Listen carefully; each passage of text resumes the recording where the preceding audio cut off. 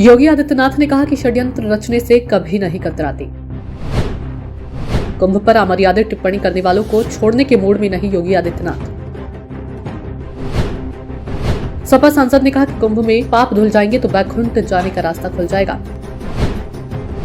अफजाल अंसारी बोले, युवा रेल के शीशे तोड़ रही हैं, टीटी वर्दी छिपा रही है। नमस्कार, आप देख रहे हैं सत्ता की परख। यूपी के सीएम योगी आदित्यनाथ ने कहा कि हमें उन लोगों से भी सावधान रहना होगा जो सनातन से जुड़े सभी मुद्दों पर जनता को गुमराह करने की कोशिश कर रही हैं और षड्यंत्र रचने से कभी नहीं कतराते। और यह सिर्फ अभी की बात नहीं बल्कि राम जन्मभूमि आंदोलन के दिनों से चलन जारी है। संतों ने तब भी उनके आचरण और चरित्र को देखा और आज भी देख रही हैं। हमें ऐसे लोगों से सावधान रहने की जरूरत है। जब तक संतों का सम्मान रहेगा तब तक सनातन धर्म रहेगा और यह धर्म मानव जाति के अस्तित्व के लिए आवश्यक है। मौनी अमावस्या को ही भगदड़ के बाद विपक्ष महाकुंभ के संचालन और प्रबंधन को लेकर आदित्यनाथ सरकार की आलोचना कर रहा है और मांग कर रहा है कि कुंभ का प्रबंधन सेना को सौंप दिया जाना चाहिए। कई स्तरों पर योगी आदित्यनाथ के इस्तीफे की भी मांग की जा रही है, लेकिन योगी आदित्यनाथ आलोचनाओं की परवाह किए बिना कुंभ के संचालन में कोई कोर कसर बाकी नहीं रखना चाहते। इसके लिए अधिकारियों की भारी भरकम फौज को कुंभ में तैनात किया गया है। इसके साथ ही कुंभ पर आपत्तिजनक बयानबाजी करने वालों को भी छोड़ने के मूड में नहीं है। कुंभ पर की गई किसी भी टिप्पणी को लेकर योगी आदित्यनाथ की सख्ती इसी बात में नजर आती है कि गाजीपुर जिले के शादियाबाद इलाके में संत रविदास जयंती के कार्यक्रम में शामिल होने पहुंचे सांसद अफजाल अंसारी ने कहा कि मान्यता है कि संगम तट पर नहाकर व्यक्ति का पाप धुल जाएगा।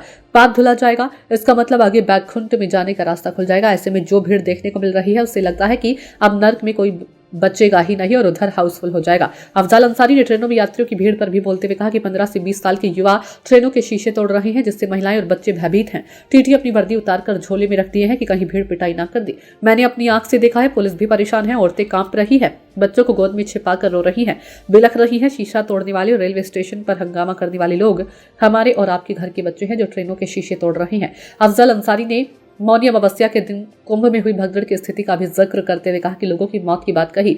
उन्होंने कहा कि सटीक संख्या का पता नहीं चल पाया। वापस लौटने वाली यात्री भगदड़ के दौरान हुई मौतों के बारे में बता रहे हैं, लेकिन योगी सरकार को सांसद अफजाल अंसारी की ये बात रास नहीं आई। शादाबाद में रविदास जयंती पर दिए गए अफजाल अंसारी के भाषण पर स्थानीय निवासी देव प्रकाश सिंह ने थाने में तहरीर दी, जिसमें अवगत कराया कि सांसद के भाषण से लोगों की भावनाएं आहत होने के साथ ही जनमानस को धार्मिक भावनाओं को ठेस पहुंचाने वाला बयान है। पुलिस ने सजगता दिखाते हुए तत्काल सांसद के विरोध के आधार पर BNS 299 और 253 के तहत मुकदमा दर्ज कर दिया। शिकायत करने वाले देवप्रकाश सिंह की तहरीर के अनुसार सांसद ने इसके पूर्व भी सनातन हिंदू धर्म के साधु संतों के खिलाफ अमर्यादित टिप्पणी की थी। एक बार सांसद की ओर से कुंभ को लेकर की गई अमर्यादित टिप्पणी से सनातन हिंदू धर्म को मानने वाले लोगों की धार्मिक भावनाएं आहत हुई है। सियासी जानकारों का कहना है कि कुंभ पर किसी भी प्रकार की टिप्पणी को लेकर सरकार पूरी तरह सजग है। सरकार कुंभ का प्रचार ऐतिहासिक रूप में करना चाहती है। इस पर किसी भी प्रकार की टीका टिप्पणी करने वालों को छोड़ने के मूड में भी नहीं है। सत्ता की परख के लिए अवधेश कुमार सिंह की रिपोर्ट।